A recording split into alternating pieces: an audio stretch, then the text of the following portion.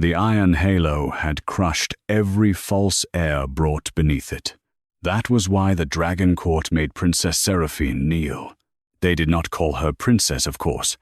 Not anymore. Names were dangerous things in royal courts, and hers had been filed away so carefully that most nobles believed forgetting her had been the same as proving she never mattered. To them, she was only Sarah of the West Archives, a pale, quiet girl who copied death records, dusted coronation ledgers, and slept in a servant alcove beneath shelves of laws that had once carried her bloodline's name.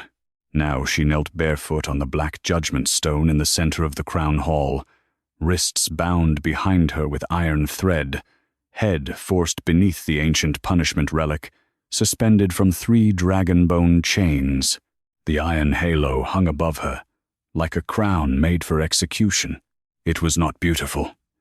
It was a circle of dark metal, covered in old burn marks, thorn-like points facing inward, runes carved so deeply into the rim that they looked like teeth. When false royal blood knelt below it, the halo descended slowly and crushed the spine first, then the throat, so the liar died bowing to the throne she had pretended to claim. The court had gathered to watch Sarah die politely. That was the worst part. No shouting, no mob fury, no honest hatred. Just nobles in black silk and gold dragon clasps standing in perfect half-moons around the hall, murmuring as if this were a necessary correction in a ledger. A forgotten girl had spoken a forbidden lineage aloud. A servant had placed her hand on a royal succession page and woken ink that should have remained dead. Now the court would let the halo prove what law already wanted to believe.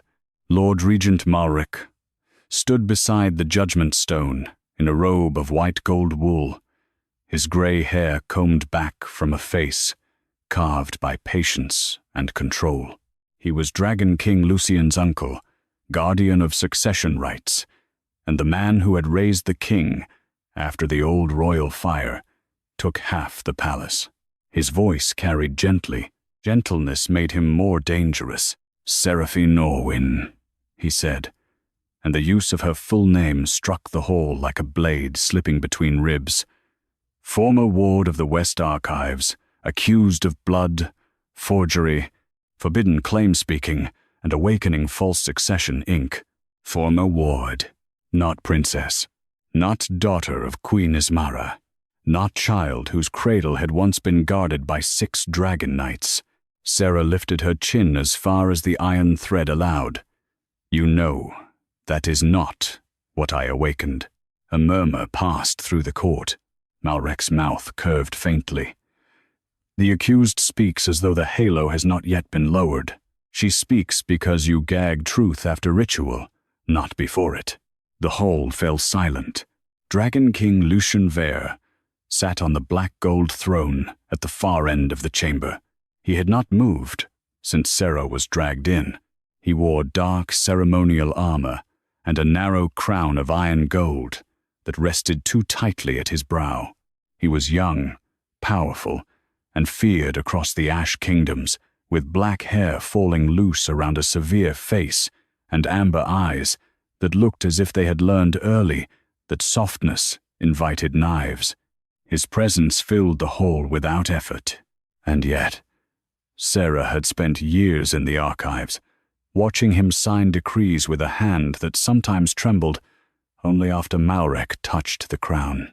She had seen him pause over mercy orders, jaw tight, eyes almost human for one breath until the iron gold crown darkened and his voice turned cold again. The court called him ruthless. Sarah had begun to suspect he was bound. Lucien's gaze held hers now.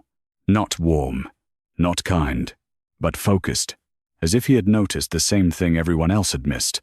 When Malric spoke her name, one rune on the iron halo had flickered. "Why did you touch the succession ledger?" Lucien asked. Malric's fingers tightened around his ceremonial staff. "Your Majesty, the right," I asked her. The silence changed shape. Sarah swallowed. The iron thread around her wrists tightened, warning her not to speak against succession law. Pain flashed through her fingers, but she held Lucien's gaze. Because the page was bleeding, several nobles recoiled. Lucien leaned forward slightly. Malrek smiled with practiced sorrow. Old ink sometimes reacts to archivist oils. The girl mistook decay for miracle. "No," Sarah said. "The page bled under your seal." The iron halo above her clicked once. Every head tilted upward. One of the inward thorns shifted. Lucien's eyes narrowed. Malrek lifted his hand. "The relic grows impatient with falsehood." Sarah looked at him. "Then why did it move when I told the truth?" A dangerous whisper rippled through the court. Malrek's expression cooled. "Lower it." The 3 dragon-bone chains groaned. The iron halo began to descend. Slowly, deliberately, the court leaned in. Sarah forced herself not to close her eyes. If this was death, she would meet it with the one dignity they had not erased, to memory. She remembered her mother's voice, humming beside a cradle. She remembered a small gold dragon embroidered inside a blanket. She remembered fire beyond a door, Malrek's hand pulling her backward, and a child king screaming somewhere in the smoke. Lucien screaming, then nothing but archived dust, servant names, and years of being told memory was grief making itself important. The halo lowered past her hair. Cold iron brushed the back of her neck. The runes ignited. Not red, not white, gold. Sarah's breath caught. Malrek whispered, "Impossible." The halo stopped. Lucien rose from the throne. The crown on his brow darkened violently, and for one breath he stumbled as if an invisible hand had tightened around his throat. Sarah saw it. The iron halo saw it too. A crack split across the relic. Then another. The court gasped as the ancient circle shattered above Sarah's head. Iron fragments burst outward in a ring of gold fire, not away from the throne, but toward it, toward Lucien. Before anyone could move, the broken halo wrapped itself around the Dragon King's throat. Glowing iron locked against his skin. Lucien dropped to one knee on the throne steps, one hand clawing at the collar of shattered relic around his neck. Sarah's bond snapped. Every torch in the crown hall burned gold. A voice rose from the broken halo, old and merciless. False succession detected. The entire court turned towards Sarah. Then the voice spoke again. "True halo. Blood heir present." Malrek went white. Sarah stood slowly from the judgment stone, the marks on her wrists glowing with the same gold fire as the iron around Lucien's throat. The Dragon King looked at her through pain and fury, not as a ruler judging a servant, as a man realizing his execution relic had just named him the prisoner. For the first time in 12 years, the Crown Hall did not know which royal blood to fear.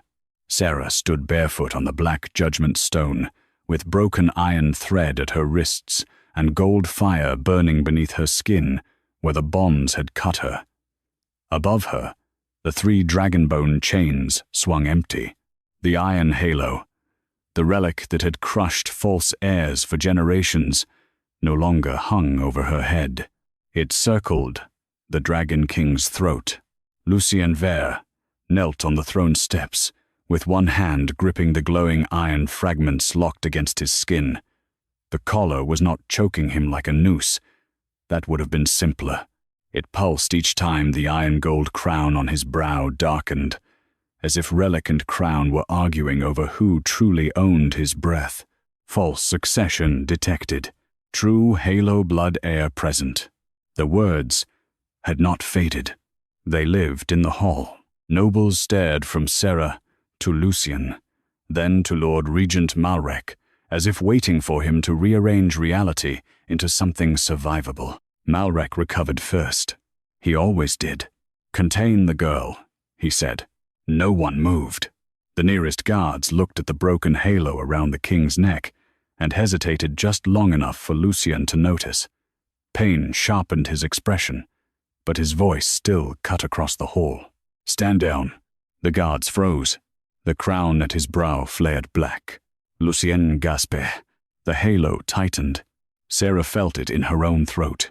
Not pain. Answer. The relic was not only punishing him, it was showing her how the crown answered every command. When Lucien ordered something against the false succession law, the crown punished him through the halo.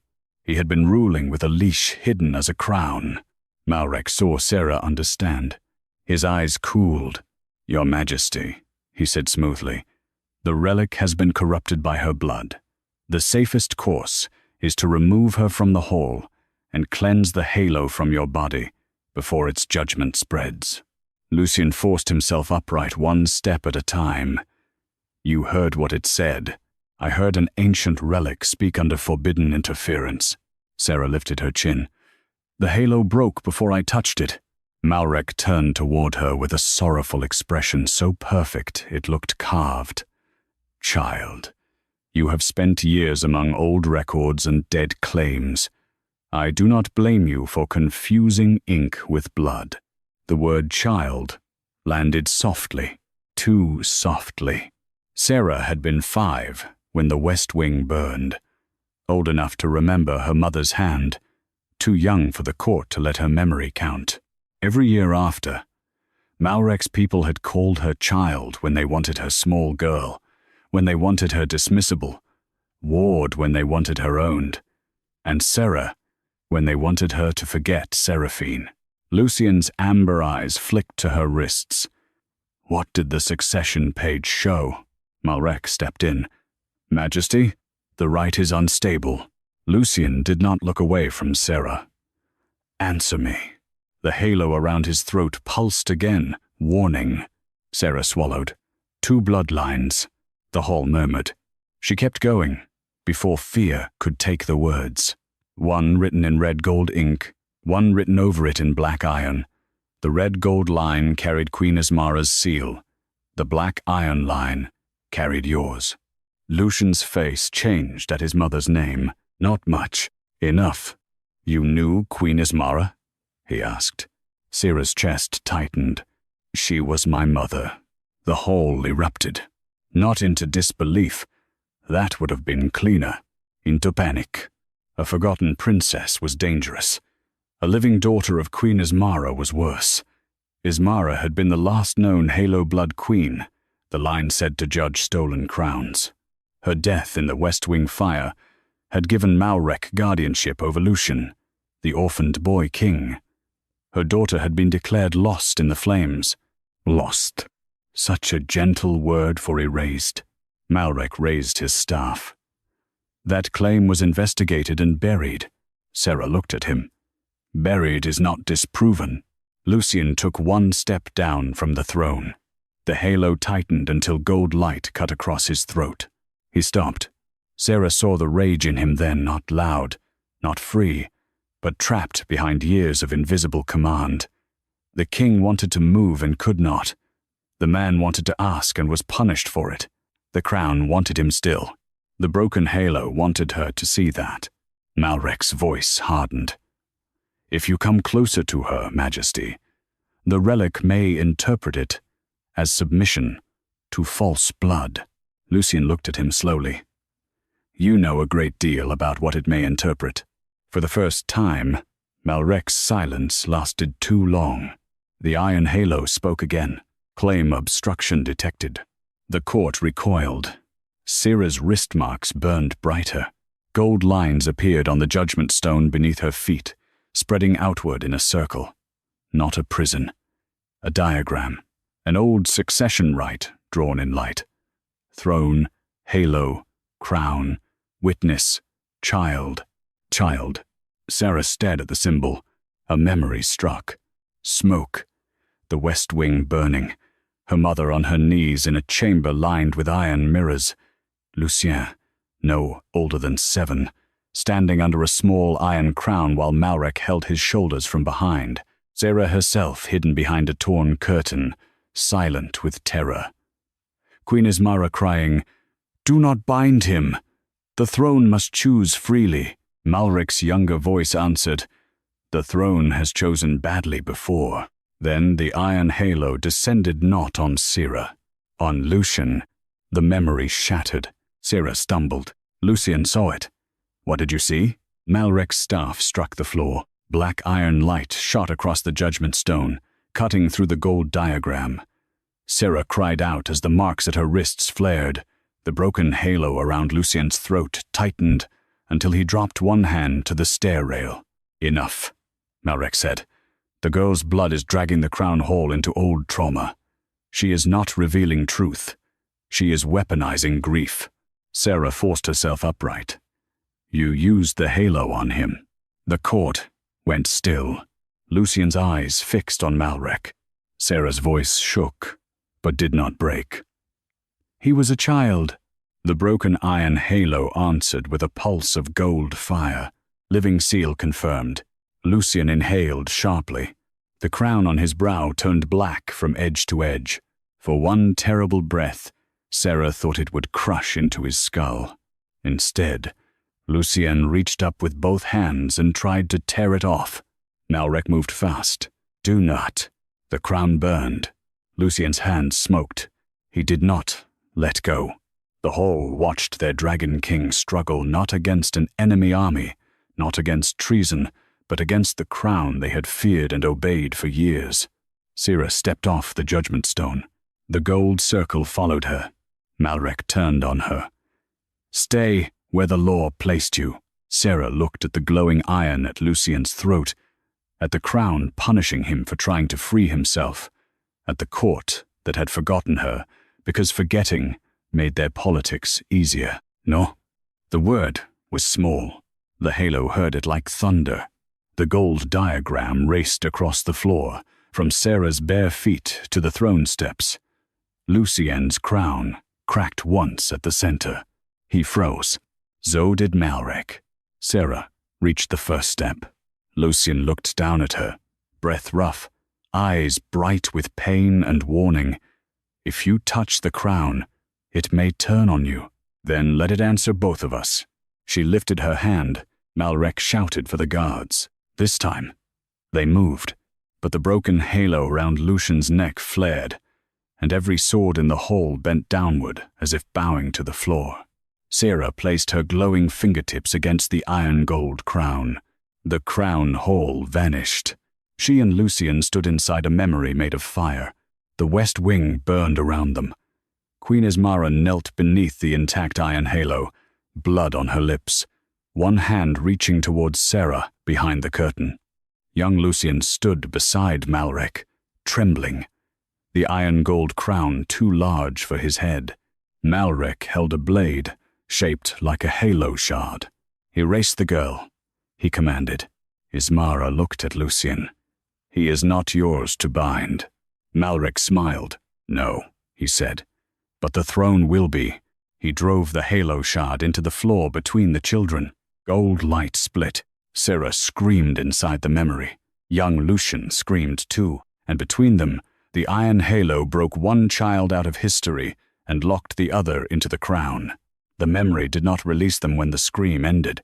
It held Seraphine and Lucien inside the burning west wing, trapped between the child she had been and the boy he had never been allowed to remain. Fire crawled along the ceiling beams without consuming them. Iron mirrors lined the chamber, each one reflecting a different version of the same crime. Queen Ismara beneath the halo, Malric with the shard in his hand, young Lucien shaking under a crown too large for his head, and little Sera hidden behind the torn curtain with both hands pressed over her mouth. Lucien stood beside Seraphine in the vision, no longer kneeling, no longer bound by throne steps or court eyes. But the shattered halo still circled his throat, glowing with every breath he took. He stared at his younger self. The boy in the memory looked terrified. Not cruel, not ambitious, terrified. "That is not how I remember it," Lucien said. His voice was low, rough, almost dangerous in its restraint. Seraphine looked at him. "How do you remember it?" His jaw tightened. "Smoke. My uncle pulling me from the corridor. My mother already dead. Your mother already dead. A crown placed on my head because there was no one else. The iron halo at his throat pulsed. Memory obstruction detected. The words rolled through the burning chamber like judgment. Lucien closed his eyes once, as if the sound had struck some old wound inside him. He gave me that memory. Seraphine turned back to the vision. Malrek drove the halo shard deeper into the floor. Gold light split between the two children. It wrapped around young Lucien's throat first, then rose to the crown on his head, tightening the iron gold band until the boy choked. Queen Ismara reached for him, but the intact iron halo above her held her down. No, Ismara gasped. If you bind him, the throne will eat him alive. Malrek's face did not change. Better a bound king than a contested one. Young Lucien tried to pull the crown off. The iron burned his hands. Seraphine saw present-day Lucien flinch as if the pain had crossed time. Then the gold light turned toward little Sarah, behind the curtain. The girl tried to run. Malrek looked at her through the smoke. There is the true danger, he said softly. Queen Ismara screamed her daughter's name. The iron halo brightened. Little Sarah's reflection vanished from the nearest mirror. Then another. Then another. Not killed. Removed. Every mirror in the chamber forgot her face. Seraphine staggered inside the memory, one hand flying to her throat. For years, she had believed the court forgot her because she was small, because fire had swallowed records, because grief made people careless. But this was worse. They had not forgotten her. They had been made unable to remember. Lucien turned toward her. Seraphine. The way he said her full name in the burning chamber made something in the mirrors tremble. A thin reflection appeared. A child with dark hair, gold-lit eyes, and a torn sleeve, reaching toward Queen Ismara. Seraphine took one step toward it. Malrek's voice broke through the memory from the real crown hall. Separate them. The vision cracked. Seraphine and Lucien were torn back into the present. Noise slammed into her. Nobles shouting. Guards struggling against bent swords. The iron halo burning around Lucien's throat. The iron gold crown cracked beneath Seraphine's fingertips. Malrek stood at the base of the throne steps with his staff raised, face no longer gentle. For one naked second, he looked afraid. Then he mastered himself. Your Majesty, Malrek said, voice ringing across the hall. Step away from the claimant. The relic is using her blood to distort your childhood. Lucien's hand remained on the crown. Seraphine's hand remained beside his. Neither moved. The contact was not intimate, not yet. It was more dangerous than that. It was evidence. Gold fire moved between her wrist marks and the broken halo around his neck, revealing the shape of the binding beneath his crown, a living seal. The court saw only light. Seraphine saw structure. 7 iron vows had been driven into Lucien's rule. Obey the regent in succession matters. Deny erased blood. Silence, claim speaking. Preserve the false line. Punish forbidden witness. Protect the throne from halo blood. Wear the crown until death, she whispered. There are vows in it. Lucien's eyes cut to hers. Can you break them? The question was not a command. That mattered. But Malrek answered first. If she breaks them, the throne breaks with them. The court went still. There it was, the weapon beneath every lie. Fear of collapse. Malrek lowered his staff slightly, voice softening into sorrow again. I did what I had to do. The old fire took the west wing. Queen Ismara was dying. The child Seraphine could not rule. Lucien could. The kingdom needed a king, not a girl hidden in smoke with blood no one could prove. Seraphine felt the old wound open, not because she believed him, because part of the court wanted to. A forgotten princess was frightening. A bound king was tragic.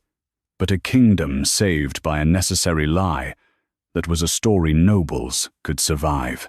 Lucien's voice cut through it. I was 7. Malrek looked at him. And alive. Lucien's face hardened. Seraphine looked from uncle to king, and for the first time understood Malrek's truest cruelty. He had not merely stolen a girl from history. He had made a child king grateful for a chain by telling him the chain was rescue. The broken halo spoke. Consent absent. The court recoiled again. Malrek's expression sharpened. Ancient relics do not understand governance. No, Seraphine said. They understand oaths. Gold light spread from the cracked crown down Lucien's throat, across the broken halo, and into the floor. The succession diagram returned, larger this time, showing the full right hidden beneath the throne. At its center were 2 child marks. One erased, one bound. Seraphine looked at her own mark, the erased child, then at Lucien's, the bound child. A terrible thought moved through her. If I was erased from memory, she said, why do I remember him? Lucien went still. Malrek's hand tightened around his staff. There, the answer was in his fear. Queen Ismara's voice whispered from the gold diagram beneath them, because halo blood cannot forget what was chained to it. Seraphine's breath stopped. The floor beneath the judgment stone split with gold light. A figure rose from it, not flesh, not ghost exactly, but a memory preserved in the relic's fire. Queen Ismara appeared in a gown burned at the hem, dark hair falling over one shoulder, face pale with death and fury. The court fell to its knees in waves. Lucien did not. He looked as if kneeling would make him a child again. Seraphine could not move. Mother, she whispered. Ismara's gaze found her first. Pain softened her face. My little star. The name shattered something in Seraphine's chest. Malrek stepped back. This is necromancy. Ismara turned toward him. No, she said. This is succession memory. The broken halo around Lucien's throat flared so brightly he gasped. Ismara looked at him then, and grief crossed her face with such force that even the court seemed to feel it. Lucien, she said softly, you were never the thief. His expression twisted, only for a breath. But Seraphine saw the boy beneath the king. Ismara lifted one glowing hand toward the crown. You were the lock, Malrek shouted. Silence the memory. The guards did not move, but the throne did. Black iron light surged from beneath the dais and wrapped around Ismara's apparition, trying to drag her back into the floor. At the same time, the broken halo tightened around Lucien's throat, forcing him down one step. Seraphine reached for her mother. The iron vows in Lucien's crown flared. One word burned across the floor between them. Choose. The relic was asking the question Malrek had built the right to avoid. Not who had the strongest claim, not who wore the crown. Who would be allowed to choose freely, now that both stolen children stood in the same hall. Lucien looked at Seraphine. Pain roughened his voice. If the vow breaks through me, I may lose the throne. Seraphine met his eyes. If it breaks through me, I may become only a claim. The truth hung between them. Both fates were cages. Ismara's voice strained under the black iron dragging at her. Then choose neither cage. Malrek's staff struck the floor. The throne light surged. The gold diagram began to crack. Lucien reached for the crown again, but Seraphine caught his wrist before he could burn his hands worse. His eyes flashed to hers. She released him immediately. I am sorry. No, he said. The word was sharp, then quieter. Do not apologize for stopping me from obeying pain. The gold fire between them steadied. Seraphine looked down at the vow marks circling the diagram. 7 vows, 7 locks. Not all could be broken at once, but one was closest to her. Deny, erased blood. Seraphine stepped into the center of the diagram. Malrek's eyes widened. Do not. She placed both glowing hands over the erased child mark. My name is Seraphine Orwyn. she said. The crown hall shook. I was not lost in the West Wing fire. The first vow cracked. I was erased. The iron gold crown on Lucien's brow split another inch. The broken halo loosened slightly from his throat. Queen Ismara's apparition lifted her head, no longer being dragged down. Seraphine raised her eyes to the court that had forgotten her and the king who had been chained in her place. And I remember. The first vow broke with the sound of iron, remembering it had once been molten. A crack ran from the center of the succession diagram to the black gold throne. It split the polished floor in a thin line of gold, passed between the kneeling nobles, and climbed the lowest step of the dais like a living vein. The iron halo around Lucien's throat loosened just enough for him to draw a full breath. He inhaled sharply. The crown hall heard it. Not a gasp of weakness, a first breath stolen back. Seraphine stood in the center of the glowing diagram, with both hands still over the mark of the erased child. Her wrists burned where the iron thread had cut her, but the pain no longer felt like punishment. It felt like the old law recognizing the shape of the hand it had tried to remove. My name is Seraphine Orwyn. I was erased. The words still trembled in the walls. Queen Ismara's apparition stood near the judgment stone, no longer dragged halfway into the floor. Gold fire flickered around the burned hem of her gown. Her eyes stayed fixed on Seraphine, as if looking away might let the world steal her daughter again. Malrek stood at the base of the dais with his staff in one hand, and fury hidden poorly beneath courtly sorrow. One vow has cracked, he said, voice carrying through the stunned hall. Do not mistake that for truth restored. Lucien touched the iron around his throat. The broken halo pulsed beneath his fingers, and the crown on his brow darkened again, though weaker than before. What are the remaining vows? He asked. Malrek's expression hardened. Your Majesty, do not indulge. Lucien looked at him. The entire hall went still. His voice did not rise. I asked the halo. The broken relic answered. Gold light spread across the floor, igniting 6 remaining vow marks around the succession diagram. Obey the regent in succession matters. Silence claim speaking.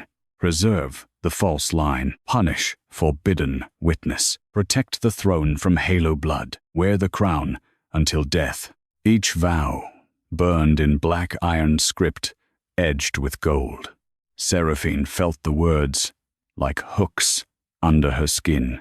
Lucien stared at them. No one in the court dared breathe too loudly. For years, they had called him ruthless because his decrees cut cleanly, because his mercy arrived rarely, because the crown seemed to make him colder with every season. Now the law itself showed what had lived beneath that coldness. Not cruelty alone, but command wound into bone. Lucien's hand curled. Obey the regent in succession matters, he read. Malrek lifted his chin. A stabilizing clause. You were a child king. The realm needed continuity. I was 7. Yes, Malrek said, and surrounded by lords who would have torn you apart for a weaker hand on the throne. Seraphine looked at him. So, you made his hand yours. Malrek's eyes moved to her. And what would you have preferred, forgotten princess? A war of claims? Dragon houses burning one another over a child girl no one could prove? I preserved the kingdom from civil bloodshed. Queen Ismara's voice cut through him. You preserved your own reach. Malrek turned on the apparition. You were dying. I was resisting. You were bleeding out beneath the halo, because you had already begun the rite. The court shifted uneasily. Malrek saw doubt spreading and moved to smother it. Convenient, he said, a dead queen's memory accusing the living man who held the kingdom together. Ask yourselves who benefits from this spectacle. A forgotten girl walks from archives. The halo breaks, and suddenly all history rearranges itself around her pain. Seraphine felt the strike, not because it was true, because it sounded plausible enough for frightened nobles. Lucien looked at the court. "Do any of you remember her?" No one answered. The silence was answer. A noblewoman near the eastern pillars pressed a trembling hand to her mouth. "I remember a nursery in the west wing," she whispered. "But not a child," another lord frowned. "I remember 6 dragon knights assigned to something, not whom." A gray-haired archivist stared at Seraphine, tears gathering in his eyes. "I remember copying a cradle inventory with no cradle listed." The first vow's crack widened. Seraphine closed her eyes against the sudden ache. They had not forgotten. Because she was unimportant, they had forgotten around the shape of her absence. Malrek struck his staff against the floor. "Memory gaps are common after royal fire. Grief distorts." Lucien stepped down one more stair. The crown flared. The halo tightened. He did not stop. "You use grief whenever truth finds a door." Malrek's jaw clenched. "And you use one broken relic to condemn the man who made you king." "No," Lucien said. "I am using it to ask why being king has always felt like being strangled." The words broke through the hall more cleanly than anger could have. Seraphine looked at him. For one breath, the distance between them changed. Not into trust, not yet, but into recognition. 2 children standing on opposite sides of the same false right, one erased, one bound. Both told the cage had saved them. The second vow mark brightened. "Obey the regent in succession matters." Lucien turned toward it. Malrek's face sharpened. "Do not touch that vow." Seraphine felt the threat before the court did. Black iron light shot from Malrek's staff toward the vow mark, trying to reinforce it. At the same time, the crown on Lucien's brow dragged him to a stop. His shoulders locked. His hand trembled at his side, unable to reach the floor. Seraphine moved. She stepped between Lucien and the vow mark. The black iron light struck her chest. Pain exploded through her ribs. She fell to one knee, but did not collapse. Gold fire flashed from her blood, meeting the black light and holding it away from Lucien. The crown hall erupted in shouts. Lucien's voice cut through them. "Seraphine." Her name in his mouth steadied the halo fire beneath her skin. She looked up at him through pain. "Do not let him make you ask permission to breathe." Something in Lucien's face broke open. Not softness. Decision. He forced one hand to his throat, not to tear the halo away, but to press against it as witness. "I revoke the regent's hand from my succession will," he said. The crown punished him. Gold-black fire shot down his neck. He staggered, but stayed upright. Malrek shouted, "You cannot revoke a stabilizing vow without a true heir's counterclaim." The halo answered, "True heir present." Every eye turned to Seraphine.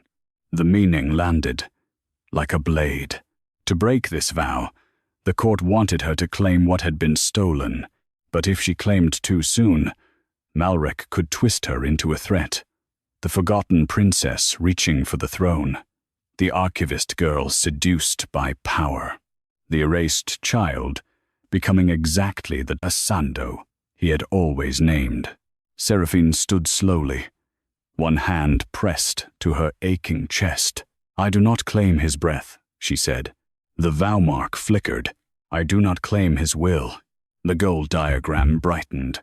"And I do not claim a throne through a chain placed on a child." The broken halo blazed. Lucien looked at her then with something raw in his eyes. Not gratitude, something more dangerous. Because it did not ask to be clean. The second vow cracked. Lucien stumbled forward, as if invisible hands had released his shoulders for the first time in years. The crown on his brow split another inch, and the iron collar around his throat loosened again. Malrek Ventbale. Queen Ismara lifted her glowing hand. 2 locks broken. Seraphine swayed. Lucien reached for her, then stopped, just short of touching her arm. The restraint mattered. "May I?" he asked. The court heard. So did Malrek. So did the halo. Seraphine looked at his offered hand, dark with burns from the crown, then at his face. The Dragon King, who had been feared by every house in the realm, stood before her.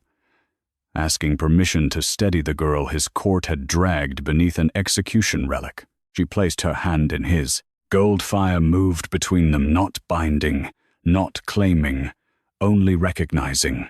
The third vow mark ignited. Silence claimed speaking. From the West Archive doors behind the court came a sudden sound. Pages turning, thousands of them. The great succession ledgers, sealed for 12 years, began opening by themselves in the dark beyond the hall. Then every book screamed her name.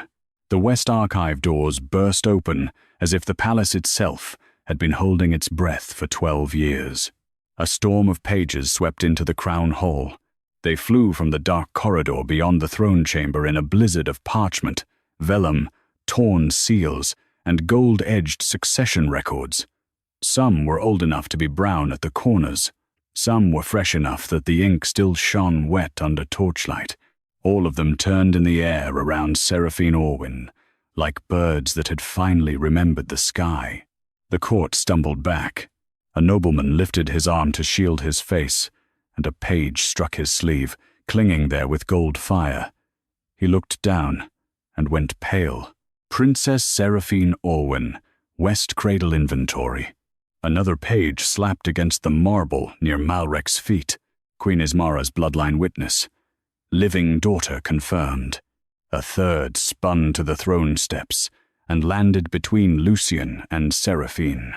Emergency succession, right. Child claimant erased under iron obstruction. The third vow burned brighter on the floor. Silence claimed speaking. Malrek's face hardened into something no longer gentle. Burn the records. No one moved at first. Then several archive guards lifted their torches. Lucien's hand tightened around Seraphine's, not enough to hold her back, only enough for her to feel the flare of anger beneath his skin. The broken halo around his throat pulsed warningly, and the crown on his brow darkened, as if the old vow had found the command forming in him before his mouth could speak. If he ordered the guards to stop, the crown would punish him.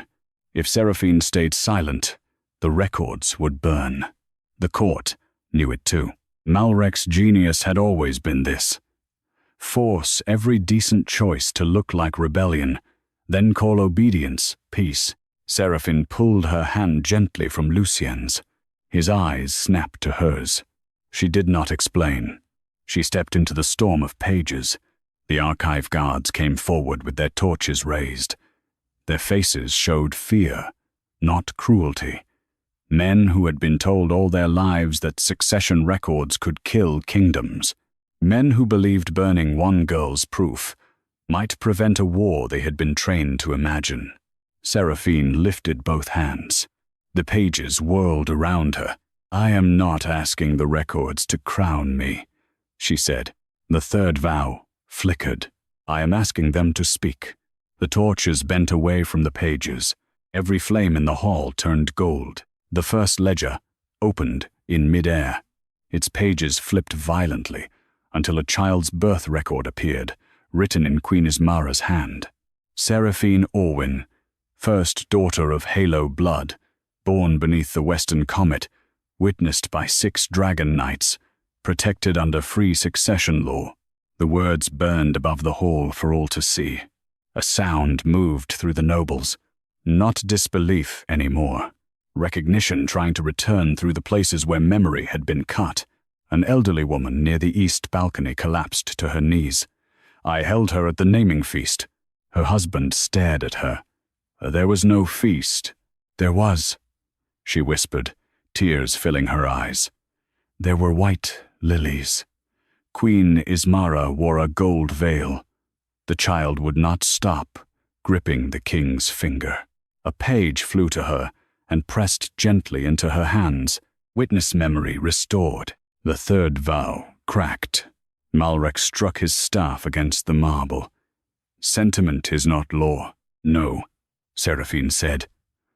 "But stolen silence is not order." The archive doors groaned again. More ledgers opened. The names of the 6 dragon knights appeared, one by one. 3 dead in the West Wing fire, 2 exiled for oath instability, 1 imprisoned beneath the Eastern Tower for refusing to swear that Seraphine never existed. Lucien's head lifted sharply.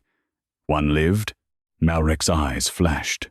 The broken halo spoke before he could. Forbidden witness contained.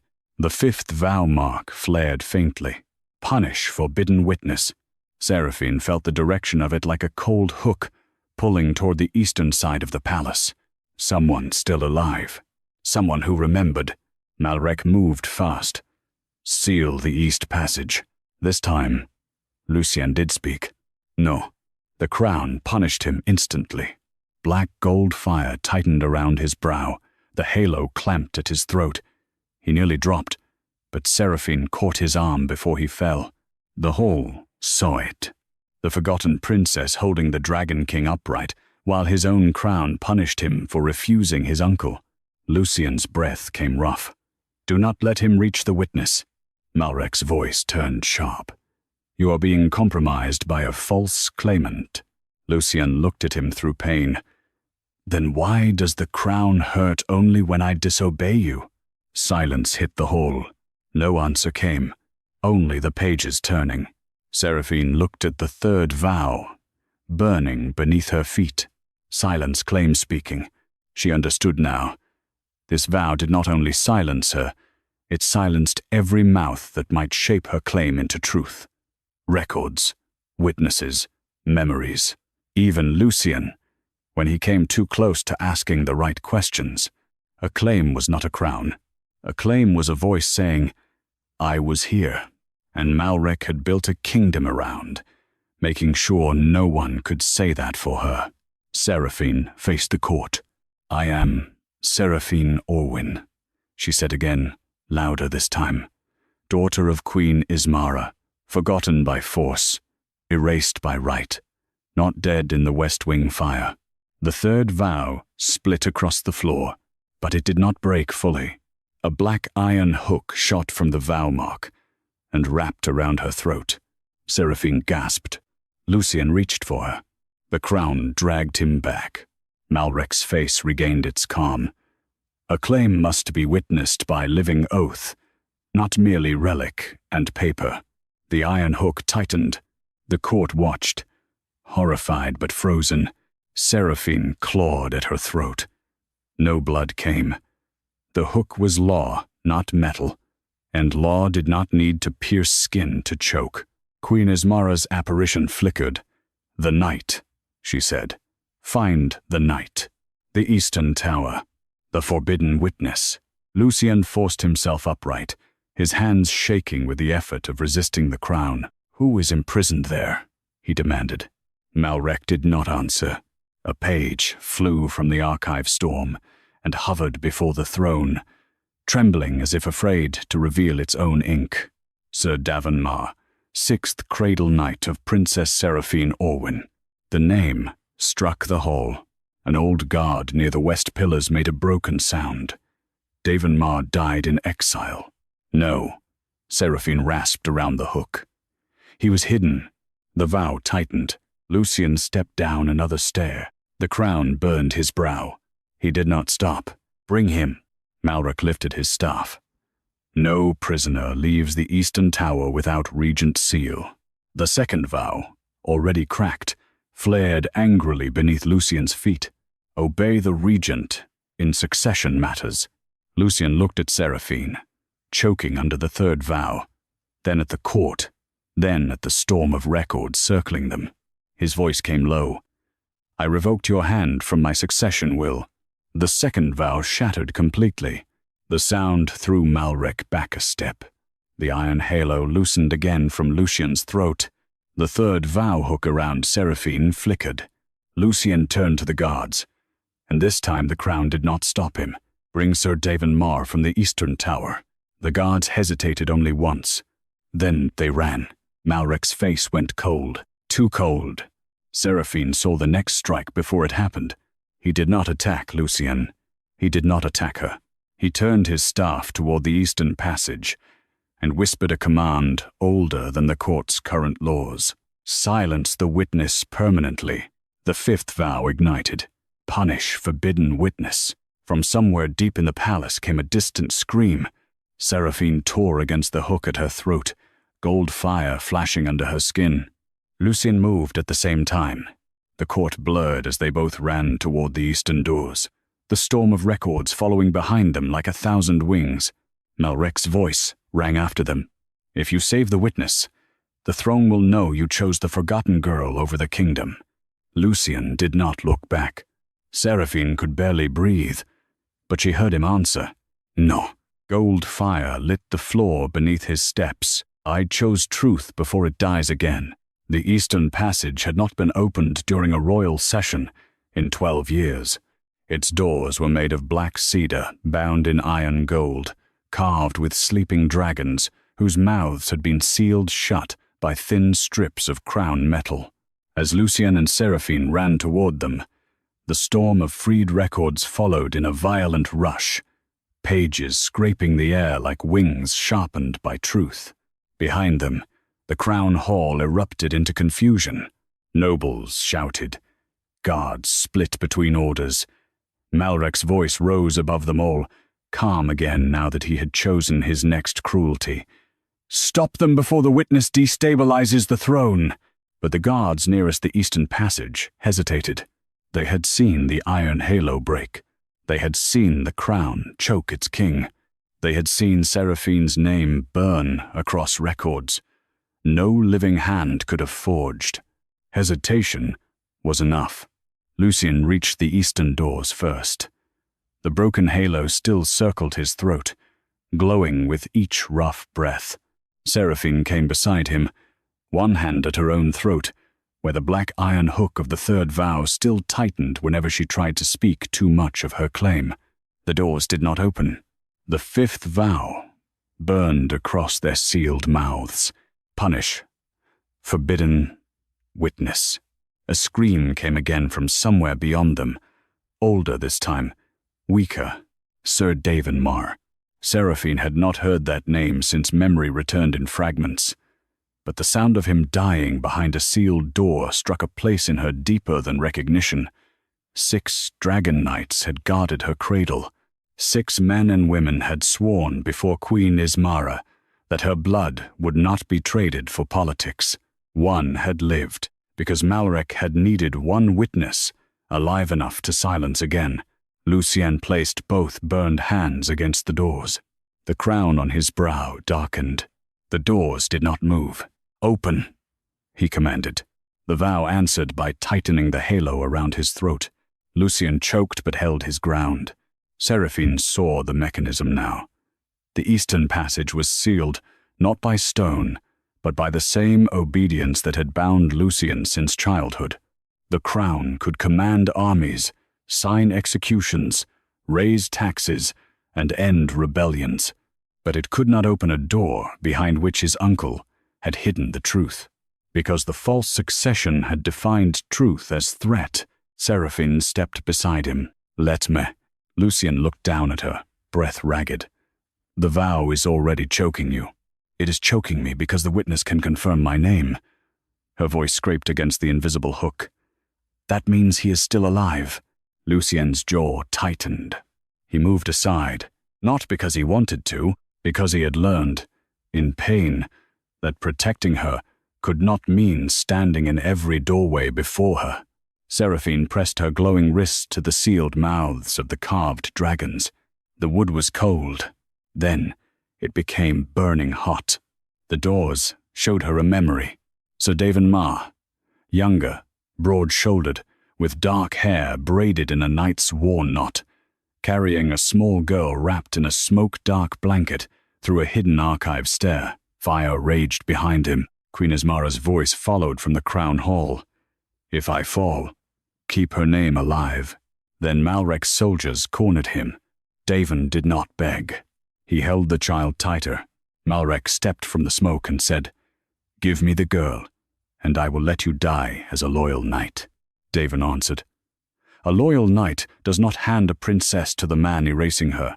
The memories shattered. Seraphine gasped as the black hook around her throat tightened sharply. Lucien reached toward her, then stopped. She looked at him. He was waiting for permission, even while fear burned through his face. She nodded once. His hand steadied her shoulder. The gold fire between them sparked. The carved dragons on the doors opened their sealed mouths. Lucien saw it and understood.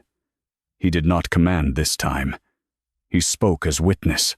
Sir Daven Mar guarded Princess Seraphine Orwyn. The doors shook. Seraphine forced breath through the iron hook. Sir Daven Mar kept my name alive. The fifth vow cracked. The eastern doors burst inward. Cold air rushed out, smelling of rust, old stone, and blood. Beyond the passage, a stair spiraled down instead of up. The eastern tower was not a tower at all. It was a prison beneath one. Lucien's expression went lethal. Malrek's voice thundered from the hall behind them. "Do not descend."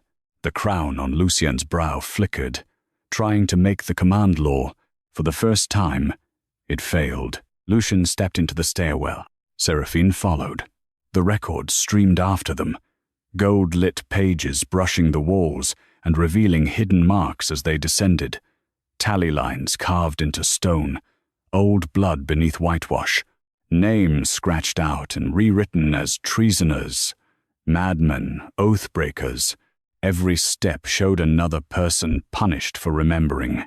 The third vow around Seraphine's throat tightened and loosened with each name. Silence claim-speaking.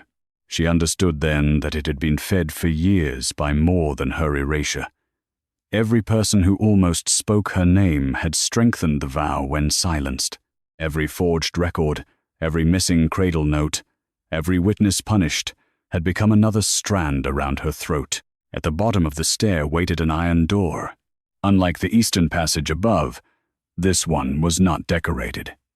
It was plain, brutal, and wet with cold.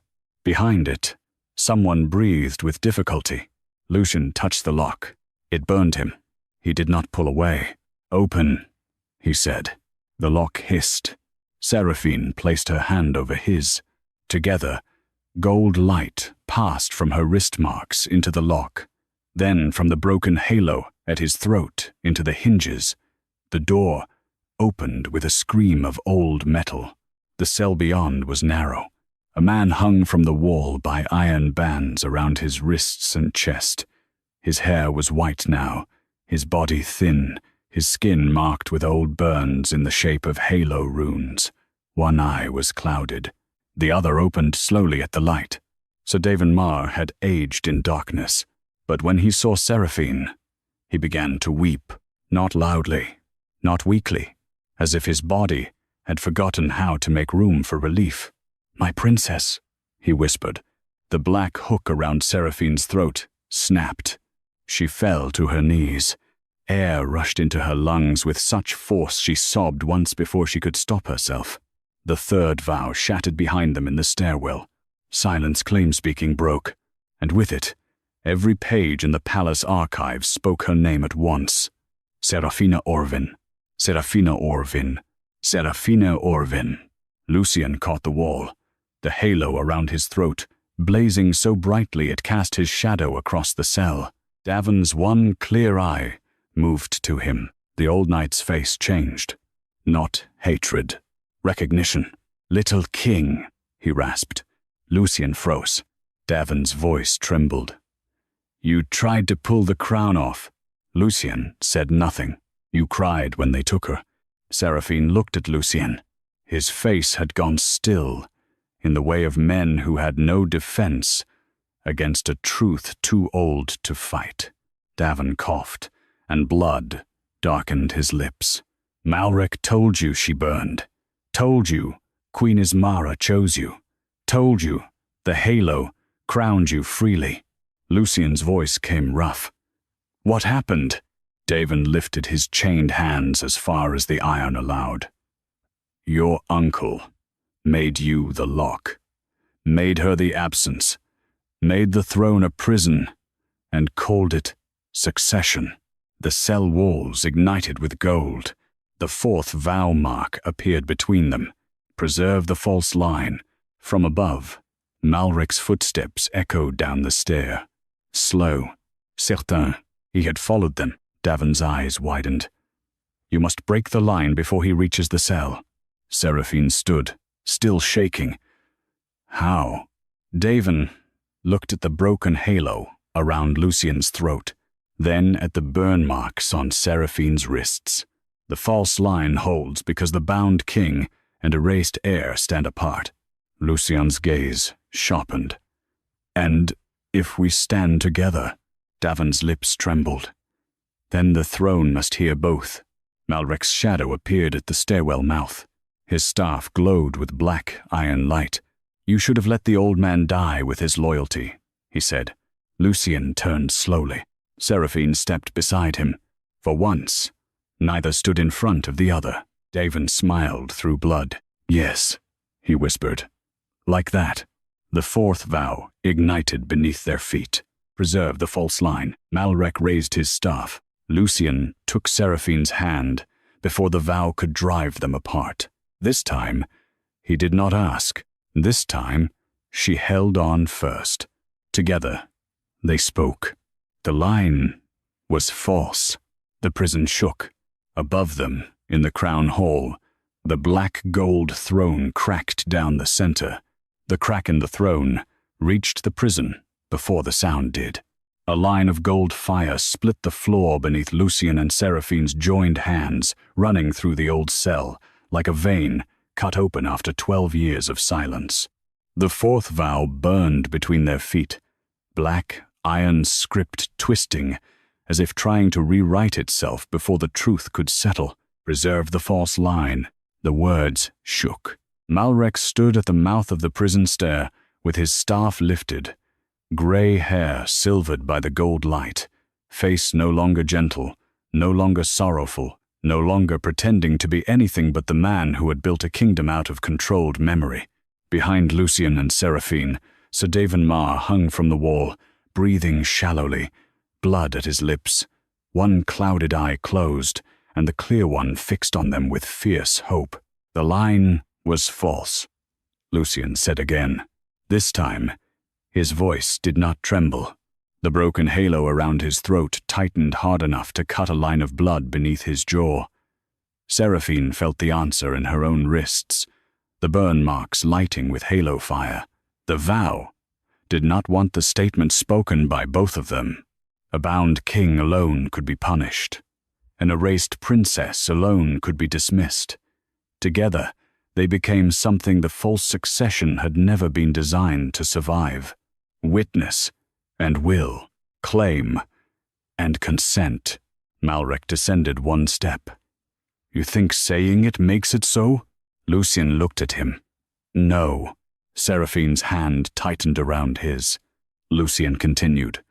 But saying it makes it heard. The fourth vow cracked. The cell walls flashed with memory. The prison vanished around them for a breath, replaced by the crown hall 12 years ago. Young Lucien stood beneath the iron-gold crown, eyes red from smoke and terror. Little Sarah stood across from him, dragged from behind the torn curtain by Malric's soldiers.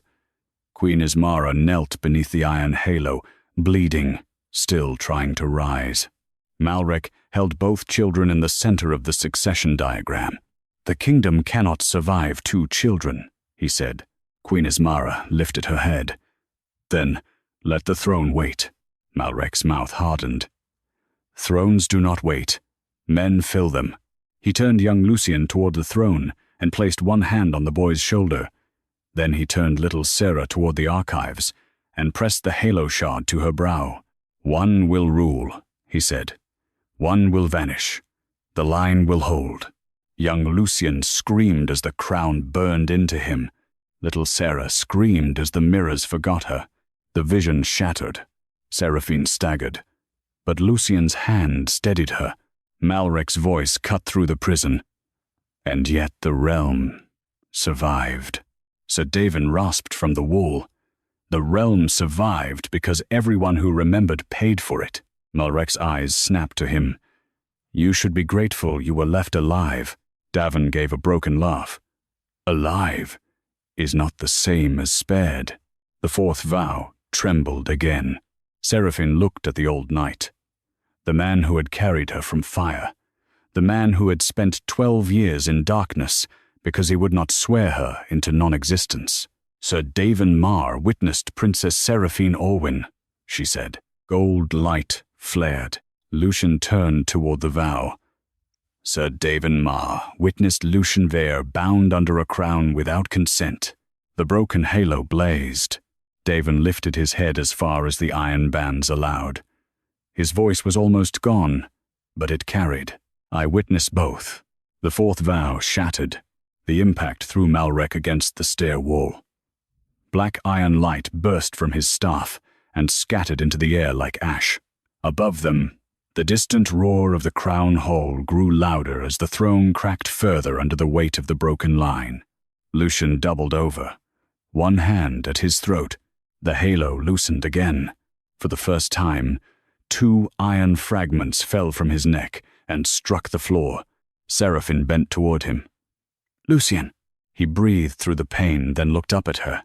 There was something wild in his eyes now. Not madness. Freedom beginning too quickly for the body that had learned captivity as law. I can feel the throne, he said. Seraphine went still. What does it feel like? He looked toward the ceiling, toward the crown hall above them. Afraid, Malrek pushed himself upright, fury breaking through his composure. Because you are breaking the structure that keeps every dragon house from tearing this kingdom apart. No, Seraphine said. We are breaking the lie you used to sit behind him. Malrek's gaze moved to her. Then his expression changed. Not fear this time. Calculation. You think the old houses will accept you? A girl raised in dust, with no court alliances, no military oaths, no marriage treaties, no proof except relics and a dying knight? If the throne cracks open, they will not crown you. They will devour you. Lucien stepped forward. They will have to pass through me. The halo flashed violently. Seraphine looked at him sharply. Do not make me another reason for the crown to punish you. His jaw tightened. She softened her voice without making it weak. Stand with me, not over me. The words moved through the prison more powerfully than any vow. Lucien looked down at their joined hands. Then he stepped back beside her. The halo quieted. Malrek saw it and hated it. So touching, he said. But the fifth vow remains. Punish forbidden witness. The words ignited on the floor beneath Davin's feet. The iron bands, holding the old knight to the wall, began to glow. Davin's back arched. Seraphine lunged toward him. But Lucien caught the nearest band with both hands. Gold-black fire burned his palms. He did not release it. Malrek lifted his staff.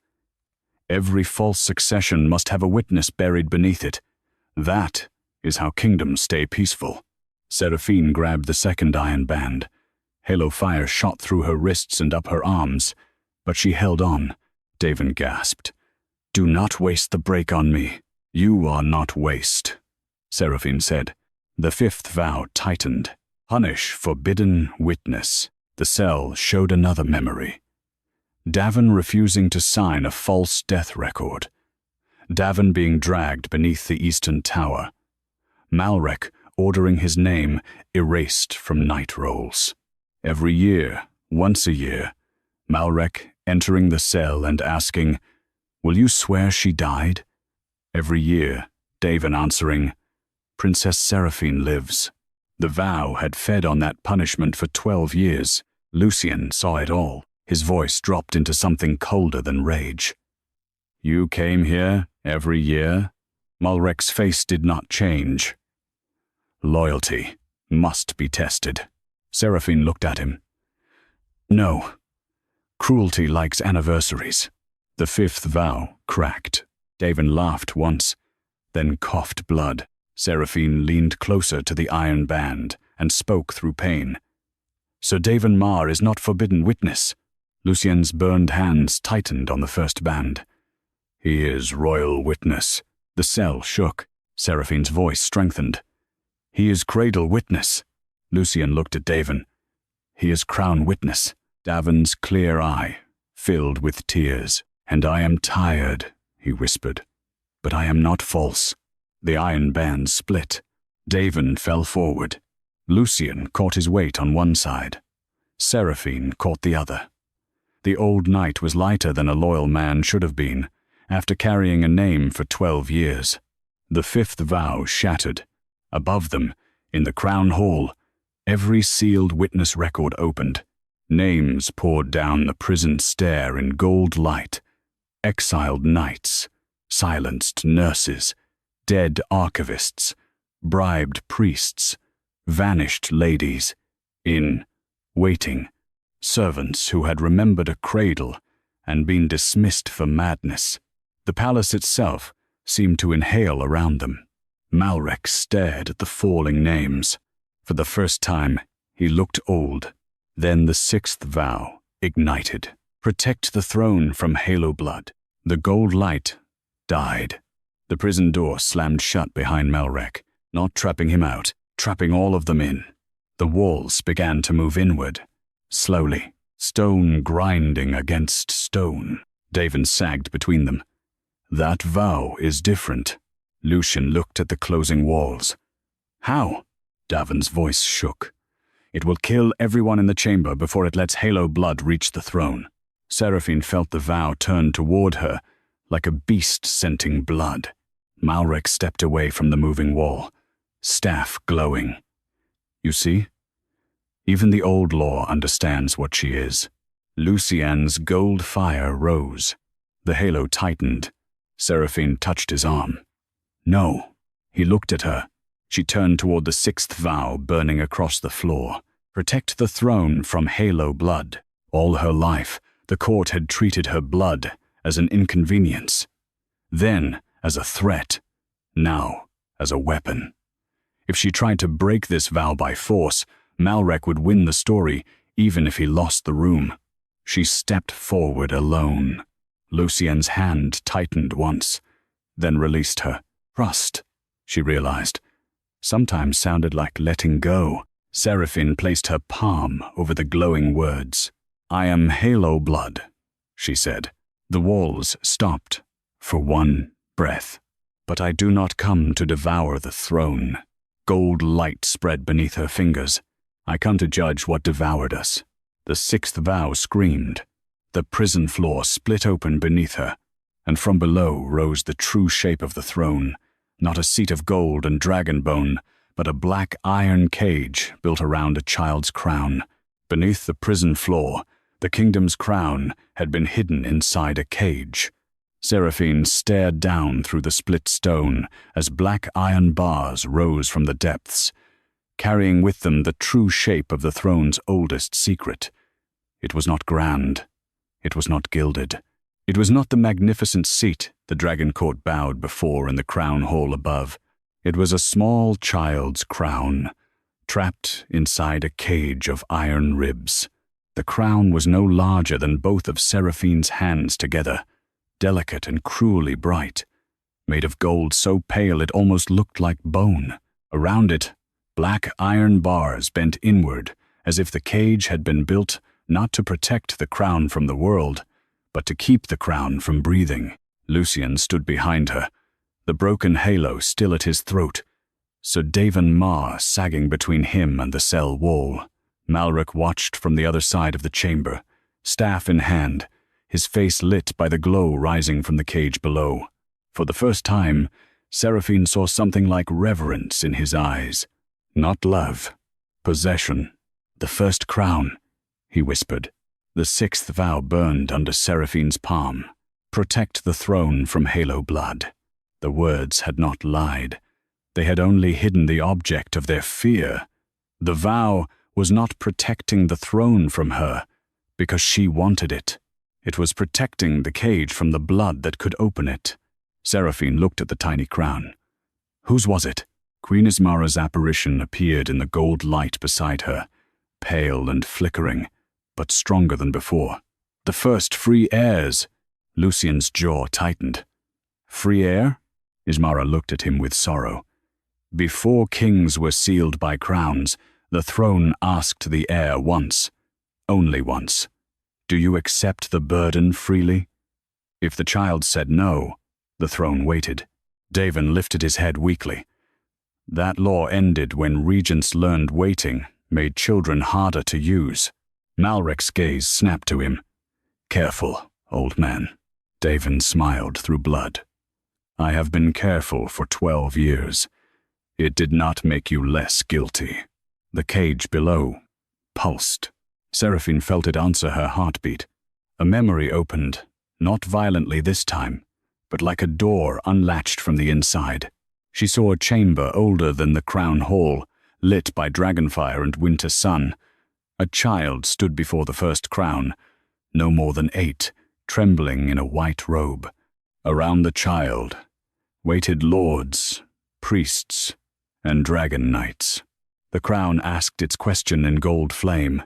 "Do you accept the burden freely?" The child whispered, "No." The court erupted. A regent stepped forward. The memory shifted.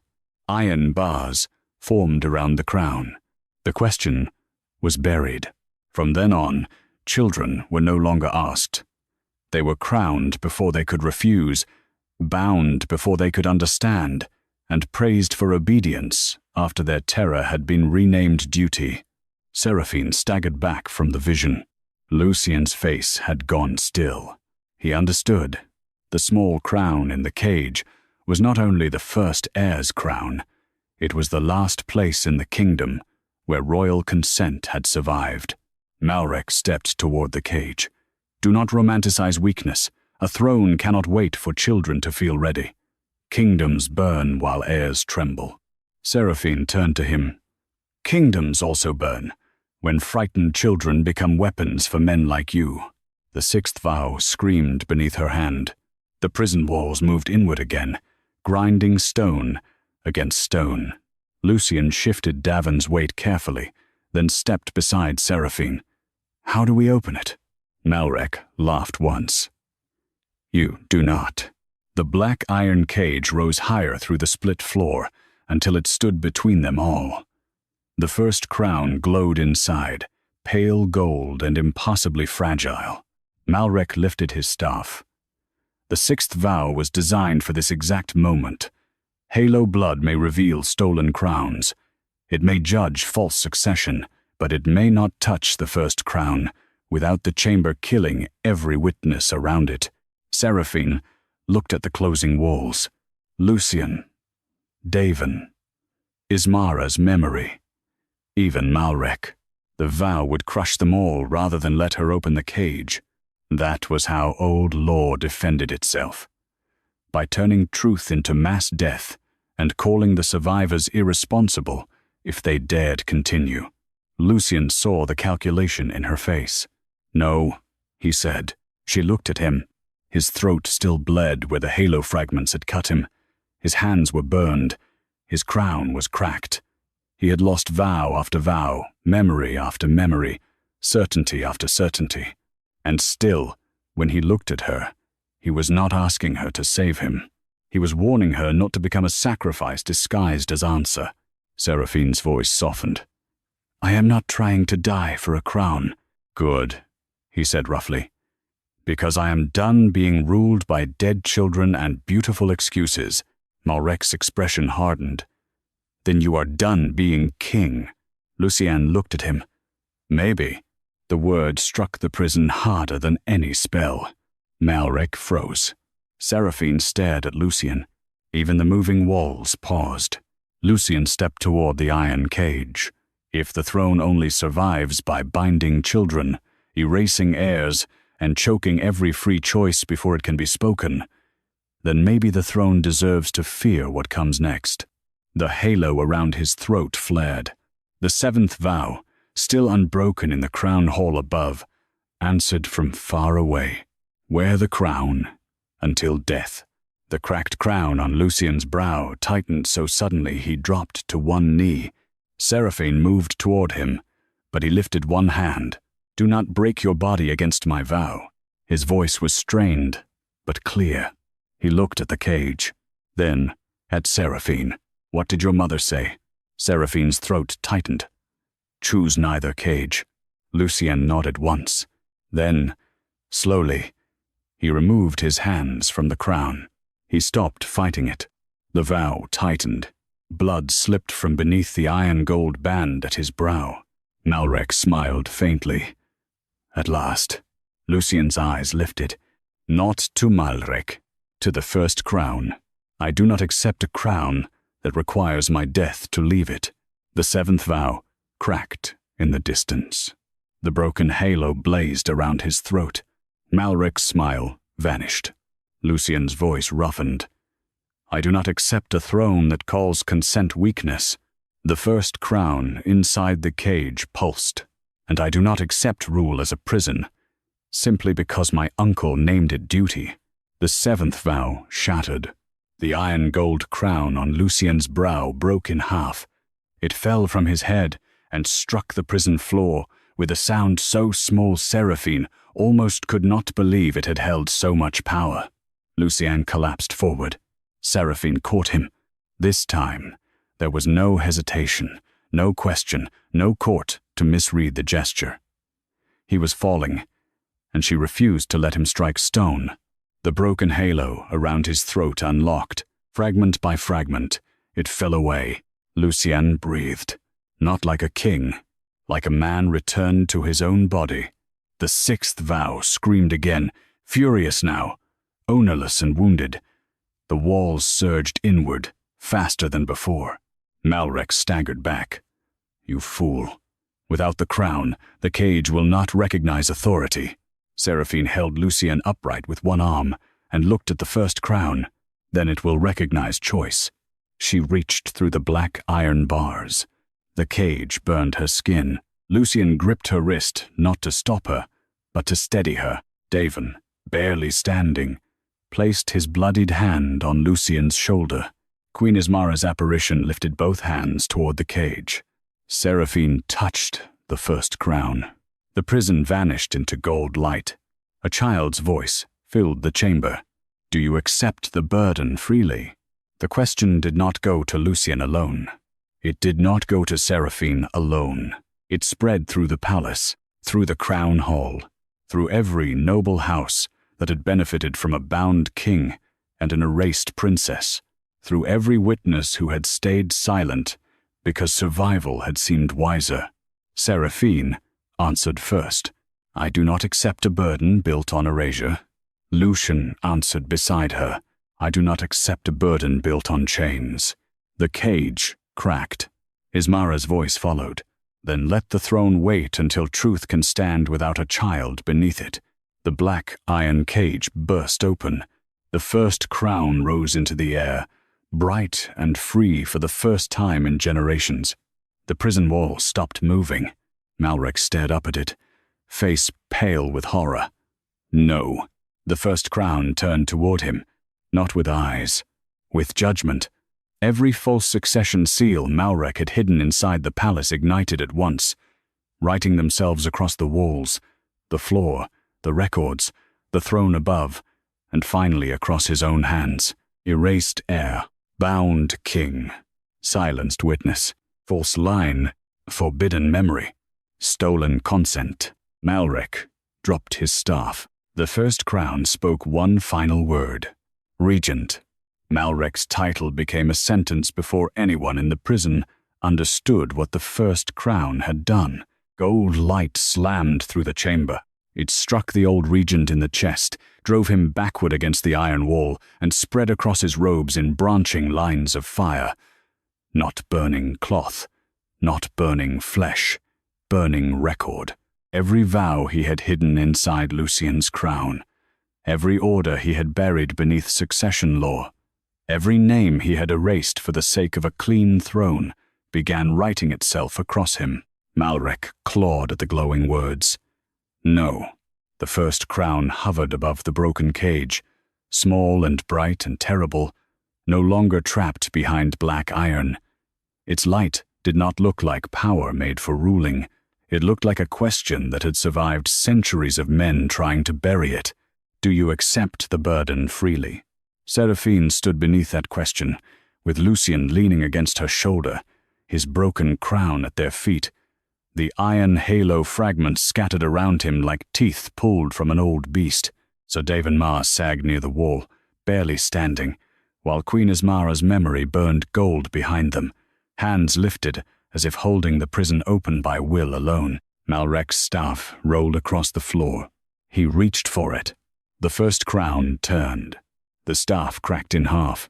Above them, the crown hall roared, as every noble still gathered there saw the same records burst across the throne, the ceiling, the black judgment stone, and the air itself. The prison below was no longer hidden. The palace had become one enormous witness chamber. Lucien forced himself upright. Seraphine felt the effort travel through him. He had spent years with a crown choking his will, and now freedom had left him wounded in places no healer could bind. Still, when he looked at Malrek, there was no triumph in his face, only grief sharpened into law. "You used my childhood as a lock," Lucien said. Malrek's eyes flashed. "I used your blood to prevent collapse. You erased her. I saved you." The words struck. Seraphine felt Lucien's body go still beside her. That was the oldest chain, she realized. Not the crown, not the vows, not even the halo. Gratitude twisted around harm. The poison of being told the hand that wounded you was the reason you survived. Lucien looked at Malrek for a long moment. Then he said, "No." The first crown pulsed. "You saved your access to the throne," Lucien said. "You saved your regency. You saved a story where the kingdom needed you more than it needed truth." Malrek's face twisted. "You think truth feeds armies. You think nobles obey uncertainty. If I had let the throne wait, the ash houses would have torn this kingdom apart before either of you learned to read your own names." Davin coughed a laugh. "And yet she read hers from a cell you failed to bury." Malrek turned on him. "You should have died loyal." "I stayed alive loyal." The gold words on Malrek's robes burned brighter. "Punished witness, erased heir, bound king, false line, stolen consent." The sixth vow, broken but not gone, hissed across the prison floor, trying one last time to form itself around Seraphine's feet. Protect the throne from halo blood. Lucien saw it and moved, but Seraphine lifted one hand. No. He stopped. She stepped toward the dying vow. This time, no one stood between her and the law made to fear her. She knelt not in submission, not beneath a relic, but by choice, and placed her palm over the black iron words. Pain rose through her arm, cold and deep. The vow recognized her blood and recoiled. "I am Seraphine Orwyn," she said. "Halo, blood heir, daughter of Queen Ismara, forgotten princess of the West Wing." The vow screamed. Seraphine held it. "And I do not come to take a throne by force." The words steadied in gold. "I come to make it answer for the force used in its name." The sixth vow split open. Inside it lay a memory. Every halo, blood heir before her, who had been painted as dangerous because they could judge crowns, women locked in towers, boys sent to monasteries, children married into distant houses before they could touch succession relics, bloodlines thinned, renamed, misplaced, and finally erased. Seraphine saw herself as the last convenient absence. Then she closed her hand. The sixth vow broke. The impact rose through the palace. In the crown hall above, the black gold throne cracked fully down the center, not into dust, into two halves, revealing inside it a narrow hollow lined with iron mirrors. Each mirror held a reflection of Lucien at different ages. 7 beneath the crown, 12 signing a death order he had tried to refuse, 16 watching Malrek whisper beside his shoulder, 20 sitting silent, while mercy turned to execution in his mouth. The court saw what they had obeyed. Not a monster king, a bound one. Lucien closed his eyes as the reflections rose around him. Seraphine felt the hall waiting for him to deny them. He did not. "I gave orders under that crown," he said quietly. The court above heard him through the open witness light. "Some I wanted, some I fought. Some I do not know how to separate from the leash around my will." He opened his eyes, but the pain done under my name still reached real bodies. "I will not hide behind the chain and call myself innocent." The first crown brightened. Seraphine looked at him, and something in her chest shifted. Not forgiveness. Not yet. Something more difficult. Respect that hurt, because it did not ask her to forget. Malrek stared at Lucien, as if he had betrayed the one lesson the regent had spent years carving into him. A king who admits weakness invites knives. Lucien looked at him. "Then let the knives come for a man, not a puppet." The prison walls dissolved. Stone became gold light. The stair, the cell, the eastern passage, the crown hall above all, opened into one vast chamber of witness. Nobles, guards, archivists, servants, exiled records, freed memories, the apparition of Queen Ismara, Sir Daven Mar, Seraphine, Lucien, and Malrek stood under the hovering first crown. No one could pretend not to see. The first crown descended slowly, not toward Lucien, not toward Seraphine. It stopped between them. The court held its breath. Daven's voice came weak but clear. "The throne is waiting," Malrek laughed once, broken and furious. "Waiting? While rival houses gather? While border armies smell uncertainty?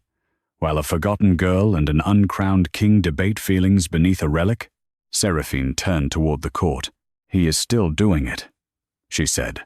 Her voice carried farther than she expected. "He is still making fear the only door." The first crown pulsed. Lucien looked at the nobles above. No one will be crowned today.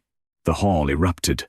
This time, he let them. Panic had to reveal itself before it could be answered. When the shouting crested, Seraphine lifted her burned wrists. The iron halo fragments rose from the floor and circled, not above her head, not around Lucien's throat, but around the cracked throne. Their gold light formed a ring of witness around the broken seat. Lucien's eyes met hers. "A seule question," she answered aloud. "The throne will wait until every vow hidden by Malrek is read, every witness record restored, and every order given under crown binding reviewed." A noble lord shouted, "And who rules until then?" Lucien turned toward him. "The council will not." The lord went pale. "Malrek's regency is ended," Lucien said. "The crown binding is broken. Until lawful succession can stand without erasure or chains, I will hold command of defense only. No executions, no succession decrees, no marriage treaties, no claim trials, no iron halo rights." Seraphine felt the first crown warm. It approved not because he claimed less beautifully, but because he claimed less. Malrek's face went white with rage. "You would leave the throne empty?" Seraphine looked at the broken throne, then at the iron halo fragments burning around it. "No," she said. "We leave it honest." The first crown turned toward her. A question entered her bones. "Do you accept?" The court leaned in. Lucien looked at her with pain in his eyes, because he understood the danger. If she accepted now, half the court would call her usurper.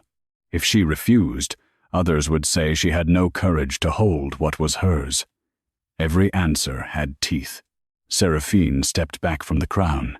"I accept my name," she said. "I accept my blood. I accept my right to stand before this court without being erased." The crown hall stilled. "But I do not accept a throne before the truth beneath it is finished speaking." The first crown rose again, waiting not rejecting, waiting. Queen Ismara's apparition smiled through tears. Malrek staggered as the gold records on his body tightened like chains. "This is madness." "No," Davin whispered. "This is the first lawful thing this hall has done in 12 years. The iron halo fragments flew from the throne and locked around Malrek's wrists. He gasped as glowing iron sealed him in place. Lucien stepped toward him. "Lord Regent Malrek, you will not be executed." Malrek's eyes narrowed. "Mercy? No," Seraphine said. She looked at the man who had erased her childhood and bound his nephew's will. "Witness." The word landed harder than death. Lucien continued, voice cold and steady. "You will stand in the crown hall while every hidden vow is read. You will name every witness you imprisoned, every record you altered, every noble you bribed, every child memory you sealed, and every order you placed through my crown.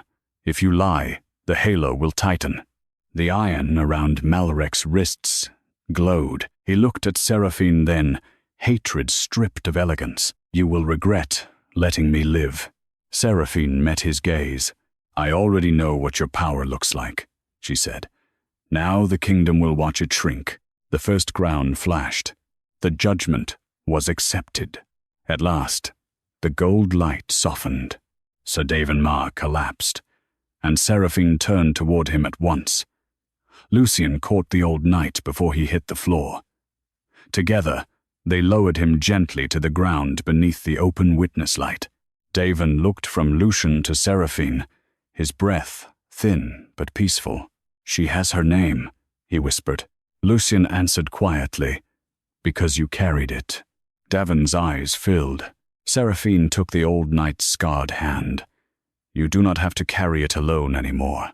His fingers tightened once around hers. Above them, the first crown hovered in silence. The throne waited. The kingdom trembled.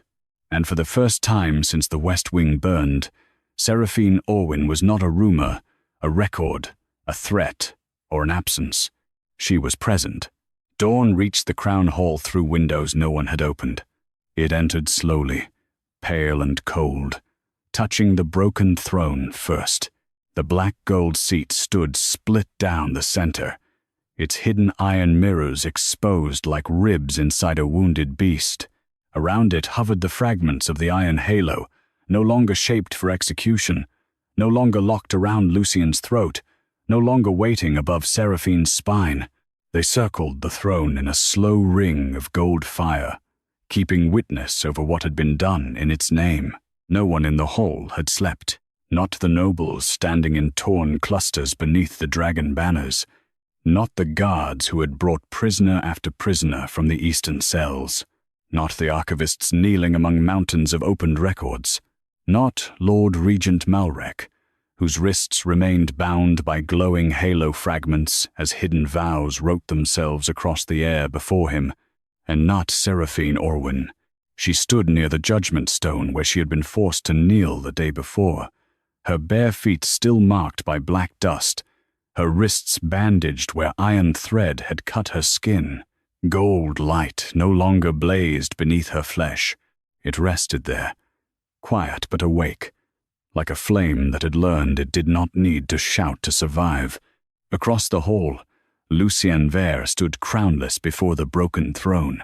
Without the iron gold crown, he looked younger, not weaker.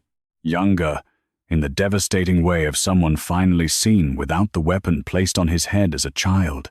The cuts around his throat had been cleaned, but the marks remained, red against his skin where the halo had shown the truth of his binding. His hands were bandaged too. Crown burns. Throne burns. The cost of tearing at a prison everyone else had called duty. Between them, the first crown hovered in patient gold. It had asked no one again. That was its mercy, or its wisdom. A throne that could wait was more terrifying to the court than one that demanded blood. Malrek's voice had gone hoarse from hours of forced testimony. He had named the first altered record, then the second, then the nurse, who had been paid to swear Seraphine, died in the West Wing fire. Then the priest, who had rewritten Queen Ismara's last rite. Then the two lords, who had accepted border favors in exchange for approving Lucien's emergency coronation, without witness review. Each time Malrek hesitated, the halo fragments tightened around his wrists. Each time he softened a crime into stability. The first crown corrected the word into its truer shape: erasure, binding, silencing, coercion. The court had stopped gasping after the 10th revelation. After the 20th, some began weeping. After the 30th, no one pretended the kingdom had merely been misled. It had been arranged. Seraphine watched all of it without smiling. She had imagined, once, that being remembered would feel like triumph. Instead, it felt like standing in a room filled with broken doors and realizing every door had opened onto another person, hurt for keeping her name alive. Sir Daven Mar had been carried to a healer's chair near the eastern pillars. He was wrapped in blankets now, face gray with exhaustion, but his one clear eye remained open. Each time a witness record was read, he nodded, as if counting soldiers returning from a war no one had admitted was being fought. Queen Ismara's apparition stood beside him, fainter now. The stronger Seraphine's name became in the living court, the less her mother's memory needed to burn. That hurt, too. Near midday, the final hidden vow rose from the broken throne. Wear the crown until death. The words appeared in black iron above Lucien's head, flickered once, then fell apart without needing to be struck. Because the crown was already broken. Because Lucien had already refused it. Because no law could force a dead command onto a living man who had spoken no. The first crown turned slowly toward him. Every noble in the hall straightened. Seraphine felt the whole court holding its breath, hungry for certainty, even after certainty had nearly killed them all. Lucien looked at the hovering crown, then at Seraphine, not asking her to save him, not asking her to accept what he refused, only making sure she stood where she chose. Then he faced the court. "I will not wear a crown today," he said. The hall shuddered with whispers. He continued, before fear could grow teeth. "I will command the defense of the realm until the border houses are secured, and until every decree signed under crown, binding, is reviewed. But I will not issue executions, succession judgments, forced marriages, claim trials, or blood punishments under a throne that has not yet answered for its own chains." A noble lord stepped forward. "And if the ash houses see weakness," Lucien's eyes hardened, "then they will learn the difference between a crownless king and an easy one." The lord stepped back. Seraphine almost smiled. Almost. Then the first crown turned toward her. The hall went silent again. The question entered her bones, softer this time. "Do you accept?" She could feel what the court wanted. Some wanted her to take the crown and make the story clean. The lost princess restored. The false regency ended. The rightful heir rising beneath gold fire. A beautiful ending. If one ignored how easily beauty became another cage, others wanted her to refuse, so they could call her proofless, frightened, unfit. Malrek wanted either. A crown accepted too early could become a trap. A crown refused completely could become a weapon used against her later. Seraphine looked at the first crown, then at the broken iron halo, then at the judgment stone where she had knelt. "I accept my name," she said. The first crown brightened. "I accept my blood." Gold fire moved through the exposed mirrors inside the throne. "I accept that my claim was erased by force and must be restored to the record." The court held still.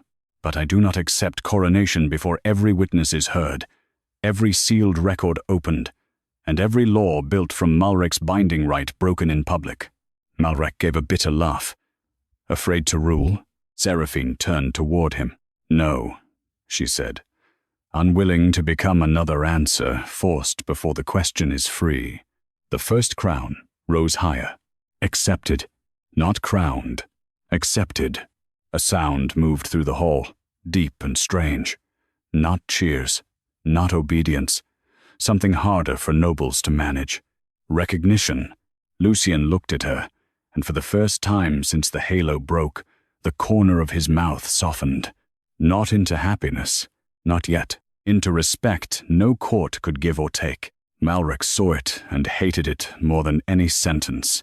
"You think waiting will save you," he rasped. "The houses will circle. Old alliances will fracture. Every noble with a half-buried claim will come clawing at your feet. Then the floor will learn the weight of truth," Seraphine said. The halo fragments at his wrists tightened.